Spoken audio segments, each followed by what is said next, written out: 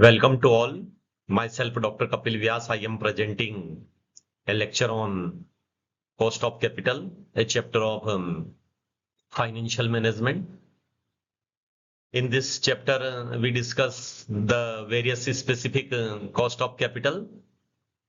As you know, to run or operate a business, a huge amount of capital are required. Capital may be arranged from the various sources.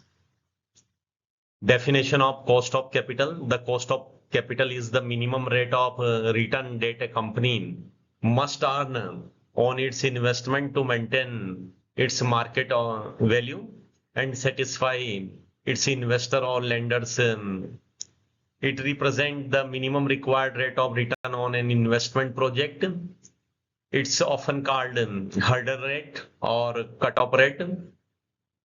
Specific cost of capital. First, cost of debt capital. Cost of debt capital refer to the amount of interest which a company paid on its borrowing. Formula of calculation of effective cost of debt capital after tax in case of irredeemable debenture. Interest 1 minus tax rate upon net proceeds into 100. In case of redeemable debenture, the formula will be effective KD after tax equal to interest 1 minus tax rate up plus maturity value minus net proceeds upon number of years of maturity upon maturity value plus net proceeds upon 2. Cost of preference share capital. Preference shares are permanent and fixed income securities on which the rate of dividend is fixed. After tax cost of capital cap equal to dividend per share upon net proceeds into 100. Dividend is not allowed in income tax as an expenditure. In case of redeemable preference share, cost of preference share capital after tax will be dividend per share plus maturity value minus net proceeds upon number of year upon maturity value plus net proceeds upon 2. Cost of equity share capital.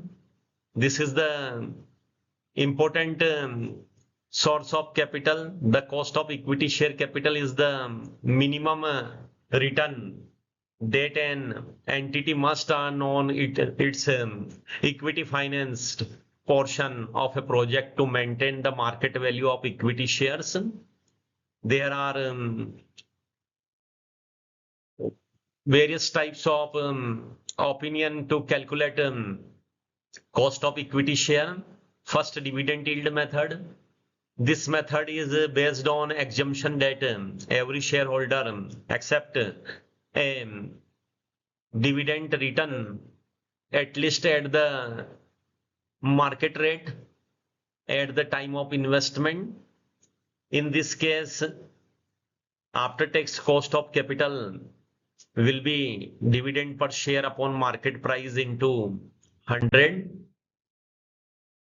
Earning yield method.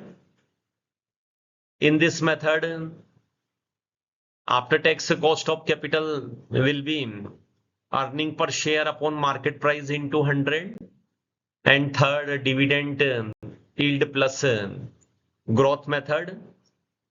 The formula of after tax effective cost of capital will be dividend per share upon market price into 100 plus growth. Last, cost of retained earning. Retained earning include the reserve and surplus.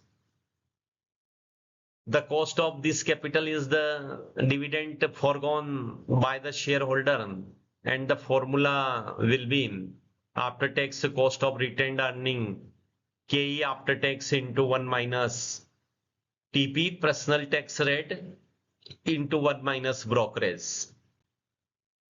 Then the weighted average cost of capital or overall cost of capital may be calculated from the various sources of capital. Thank you.